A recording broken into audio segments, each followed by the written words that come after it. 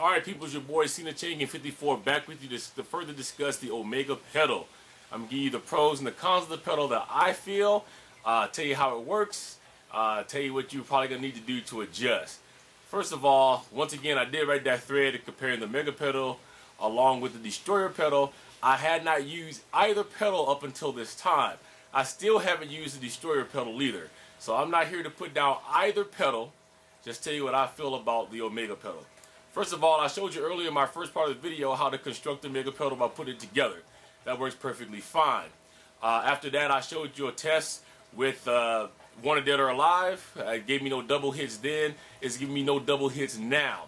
I did hook up my Game Bridge so that some of the footage that I would be able to capture to put up on YouTube, you guys can see it. I'm going to probably upload Enter Sandman. Not my best score. I did also show you that I did Gold Star that one. I didn't on this run, but I was more concerned with showing you the pedal.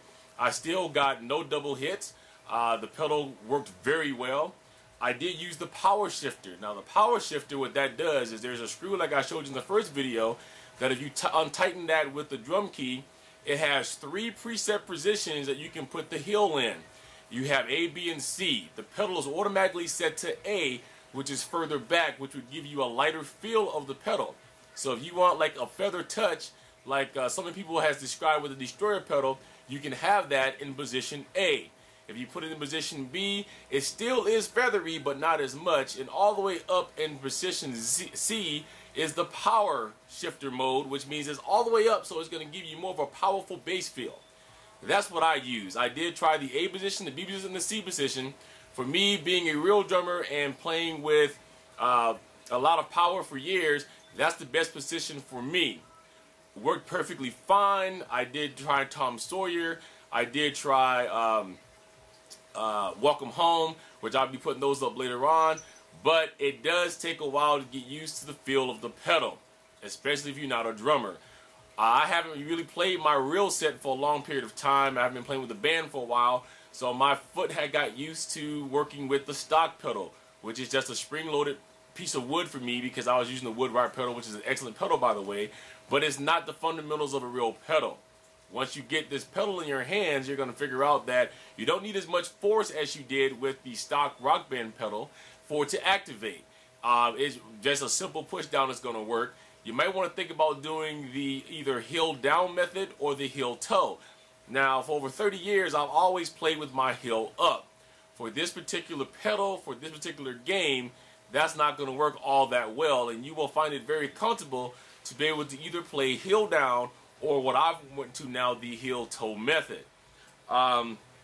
Keeping that in mind, one of the biggest setbacks to this pedal is it does come with those little foam rubber or foam pads that I showed you at the beginning.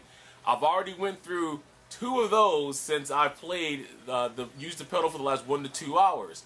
I kind of figured out if I use heel up, they rip through very quickly. If I used heel down, I still end up getting one of the pads ripped. But once I adjusted the power shift mode and still use my heel toe, I still have one that is now intact. That is the biggest downfall that I can tell you about this pedal, is you will go through those foam pieces.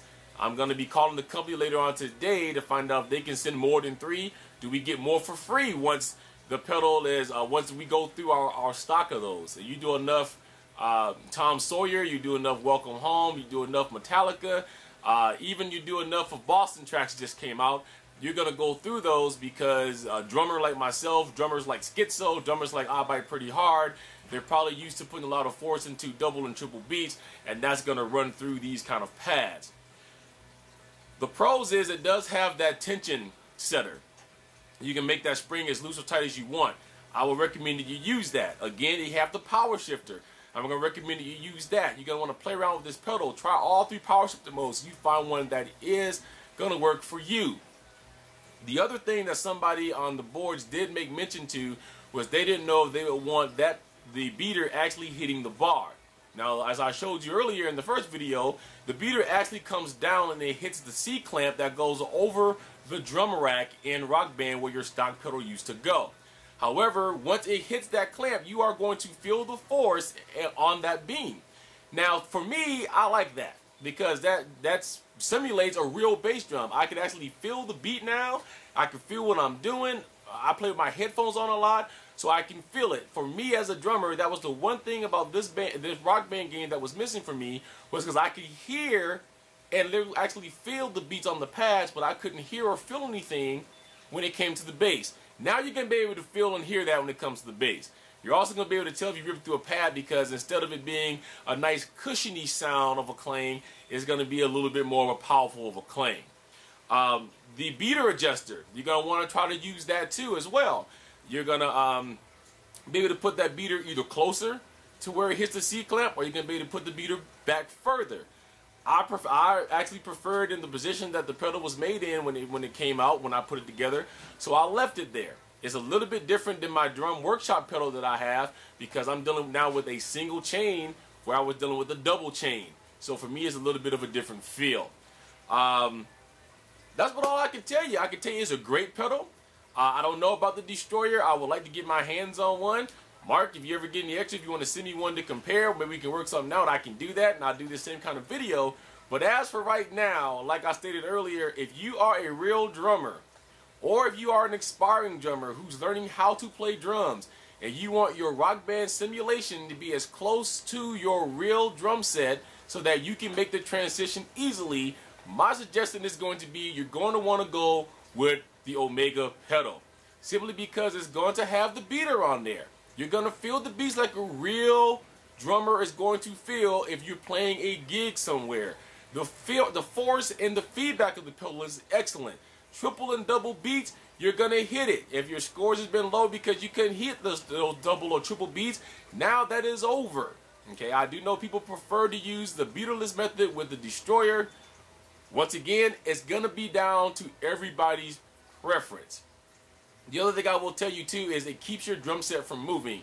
Now for me, being that I'm 6'4½", I need that extra little leg room, and the pedal was a little bit too close to me with the two rods in the bottom of the rack, so I had to remove one rod.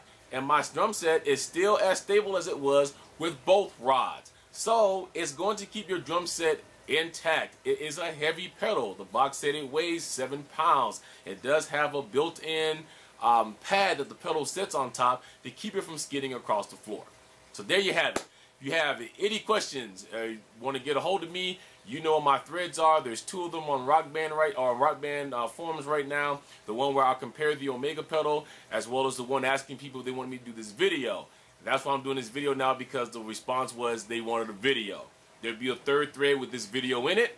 Or you could always contact me on Xbox Live. It's the same thing as it is on Rock Band Cena Chain Gang 54, CENACHAINGANG 54.